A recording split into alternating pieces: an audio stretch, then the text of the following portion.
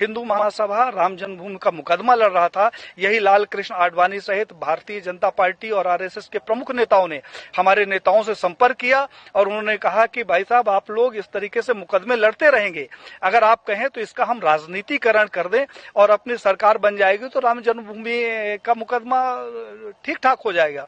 और साहब हम लोग साइलेंट हो गए, अपनी छाती में इनको बैठाकर पूरे भारत में रथ यात्रा निकाली और उस रथ यात्रा से इकट्ठा हुए 1400 करोड़ रुपए ये लोग डकार गए, जिसका आज हिसाब नहीं है। तो 1400 करोड़ रुपया ये खा गए। हिंदुत्व के नाम पर जो भी प्रखर नेता आगे आता है, कहने के लिए थोड़ा सा बुरी बात है लेकिन कहना जरूरी है, अशोक सिंघल जी को मैंने पत्र लिखा। हमने कहा 1400 करोड़ रुपया जो राम जन्मभूमि का इकट्ठा हुआ कहां गया।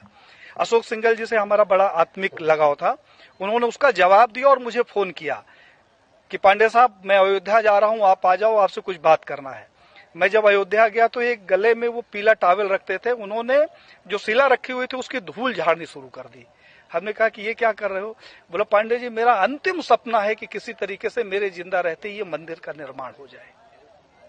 साहब उन्होंने हमारी उनकी काफी गंभीर चर्चा हुई। उन्होंने कहा पांडे जी अभी नहीं तो कभी नहीं। तो हमने कहा क्या करोगे, आप लड़ तो सकते नहीं। बोले कि अब मोदी है और लड़ूंगा भी और विरोध भी करूंगा। और साहब अशोक सिंघल जी एक स्वस्थ व्यक्ति जिसके साथ हमने 2 दिन बिताया, वो दिल्ली जाता है और अचानक उसकी मौत हो जाती है।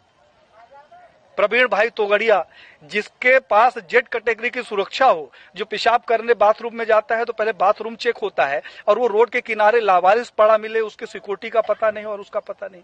कमलेश तिवारी जिसकी सिक्योरिटी के लिए 24 गार्ड नियुक्त थे, हमारे पास उसके पत्र हैं साहब, और उस आदमी की हत्या हो जाती है और हत्या का कारण सिर्फ ये होता है कि उसकी सुरक्षा में कमी कर दी जाती है।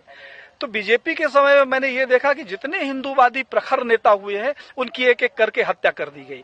अभी 2 तारीख को हमारे पास लखनऊ से फोन आया